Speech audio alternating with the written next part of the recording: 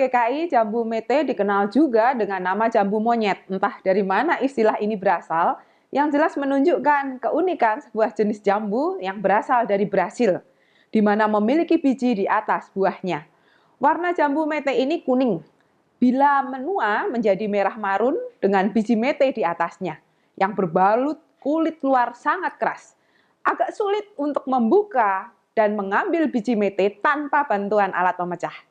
Jambu mete sendiri meski sudah matang, namun rasanya tetap sepat, membuat lidah tidak nyaman dan biasanya dibuang orang.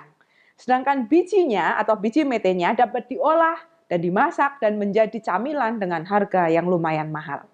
Ternyata jambu monyet yang unik ini, batang pohonnya dapat dijadikan bahan bangunan, peralatan rumah tangga, dan kerajinan tangan. Sedangkan kulit biji mete dapat dijadikan bahan pelumas, insektisida, pernis, dan lain-lain.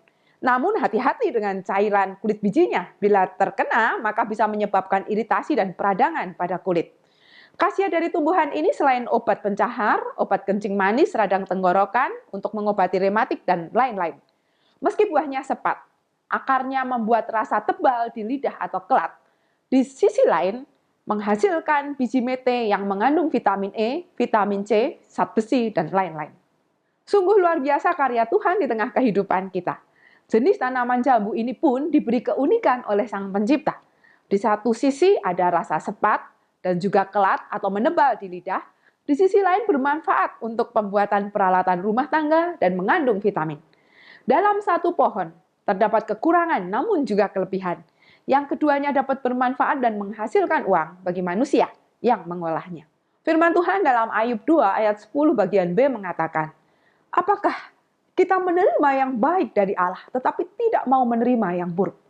Sahabat GKI, proses merespon iman pemberian Tuhan bukan hal yang mudah buat kita. Kepercayaan kita sebagai respon iman sering mendapat ujian dan pencobaan dalam rangka mengasah iman dan berproses mengikuti bentukan Tuhan. Dalam proses pembentukan ini kita diminta untuk berserah dan percaya kepada Tuhan sebagaimana Ayub.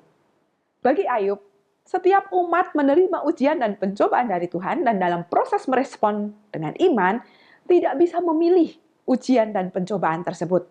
Karena ujian dan pencobaan diizinkan oleh Tuhan Allah bagi kehidupan orang beriman, maka terimalah.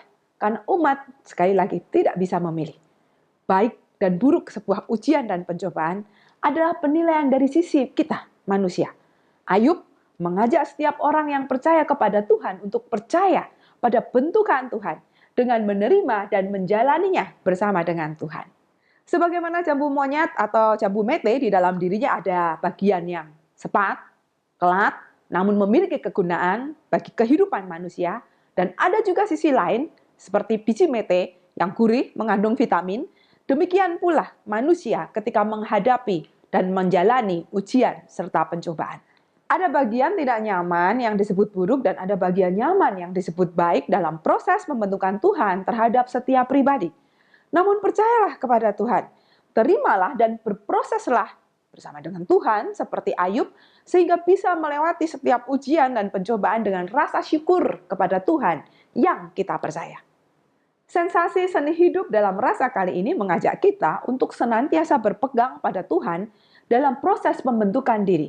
Sebagaimana jambu monyet memiliki manfaat dan kegunaan, meski sepat dan kelat. Di sisi lain juga mengandung vitamin. Maka setiap ujian dan pencobaan yang Tuhan izinkan dan hadirkan dalam kehidupan kita pun, senantiasa ada manfaat dan kebaikan untuk proses kedewasaan iman setiap umat Tuhan. Berproseslah bersama Tuhan dan ikutilah kehendak-Nya. Maka kita tidak akan jatuh dalam memilih yang baik dan yang buruk menurut penilaian kita. Terima kasih sudah menyaksikan program ini. Bila program ini memberkati saudara, silakan bagikan kepada rekan-rekan di jejaring sosial saudara. Jangan lupa bergabunglah dalam channel khusus Sinode GKI, baik di YouTube, like fanpage, follow Twitter dan Instagram, serta kunjungilah website Sinode GKI. Saya Untari Setiawati. Salam GKI Kentakasih Indonesia. Tuhan memberkati.